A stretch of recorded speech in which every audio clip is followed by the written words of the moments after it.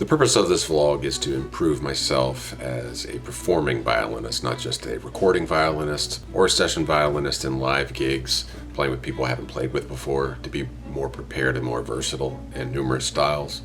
I'm playing with the trio, Anthony Peoples Trio, locally in a couple places. The goal of this series is to hold myself accountable. My model for this vlog, the one that's really inspired me this last year with all of these vlogs, the surf vlog, the violin vlog, Masala vlog, and the family vlog, has been Brad's poker vlog. Brad has just done a great job over the last few years of making an entertaining vlog series that showcases his progress over time. I think one of the problems with like how-to videos and help videos is that they can be very confusing to people who are just starting up or just trying to improve, because the people who have made it don't always articulate how they made that jump to the next level. I've been a notorious procrastinator, and you combine this with my perfectionism, and it ends up with me just never playing, except if I'm forced. And so my violin playing doesn't get better, and I'm just kind of wasting the talent that I have. The vlog, for now, is going to be my gauntlet, my monthly audition or recital to get me back in solo performance shape. Each month I will record 4 violin solos with accompaniment to be reviewed, critiqued, and graded for the next month by myself. At first it's not going to be very official in terms of the grading system. It's going to be pretty subjective, kind of like if I were teaching a violin lesson, listening to somebody play for me, what I would say to them.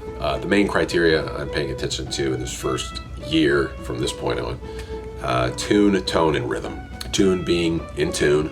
So if you've ever watched American Idol and they talk about being pitchy, that's the emphasis. You know, the violin doesn't have frets or keys, so it's very easy to play out of tune. Tone, not sounding like a dying cat on the violin. That's an important thing. Violin can sound very screechy and slippery. Rhythm, just getting the timing right, and again being true to the style and the format. Swing music, jazz, you have a little more of a lilt, you know, it's more of a dance where it's not just playing the same eighth note the same way every time. As far as the types of music covered, I'm taking a detour into any style whatsoever, just whatever comes. If you've got a request, throw it at me, but I'm just kind of going wherever I feel like going. My main goal here is just to get my intonation back consistent and my tone back to full. We'll talk about what that means throughout the course of this vlog. I'm uploading the recordings of the songs on another channel, Simple Violin, all linked in the description. This month I did Jambalaya on the Bayou by Hank Williams, Bistro Fada from the Midnight in Paris soundtrack, Galway Bay, a little Irish tune, and Tu Muskara by A.R. Rahman. That one, the arrangement's a little weird. Somebody took A.R. Rahman's Tu Muskara from Yuvraj, and they merged it with a Zayn song, Pillow Talk. And so it gets kind of weird in the middle, but I'm just kind of focusing on the melody, the main melody of Tu Muskara. So let me review last month's 4 pieces. First, Fortune Days by Glitch Mob. First we'll talk about tune. I give my intonation on this one a gut read of 75%. I heard a lot of pitchiness. Not so bad at the beginning, but it gets worse.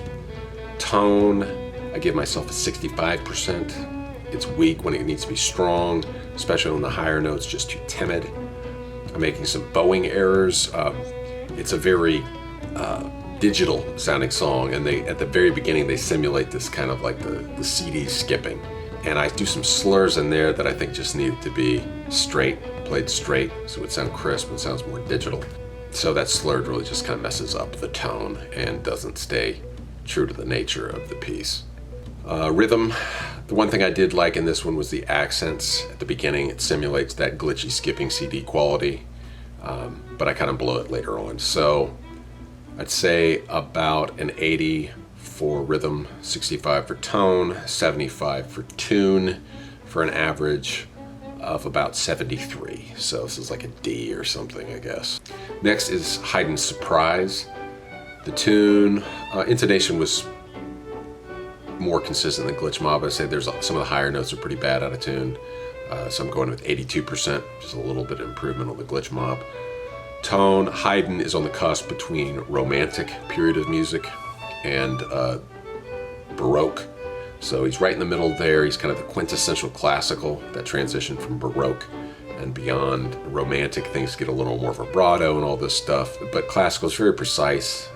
The articulation needs to be clean, and there's just a little bit of blues in here that I'm letting work its way in too much vibrato and stuff. Not great on the tone, about 80% on the tone. Rhythm, again, it's just spotty. It doesn't really seem precise in the classical way, about 80. So I'm giving myself about an overall 81. So probably closer than the Glitch Mob. Again, this is more of my background. I'm more classically trained, so I do a little better on that one. Next is Mipha's Grace from Legend of Zelda Breath of the Wild. Tune is probably the best of all of them. Still some wonky parts, 88%, almost an A.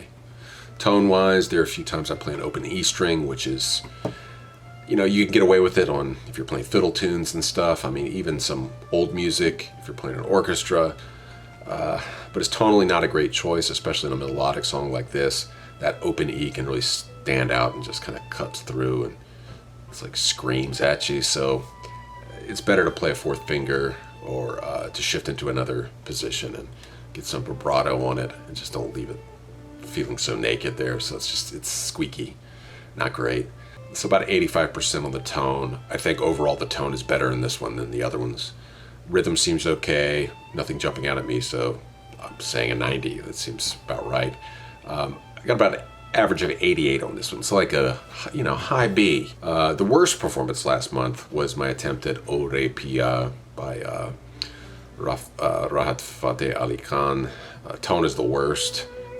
Tune-wise, I gave myself about 85%. With tune wasn't so bad. My intonation was okay.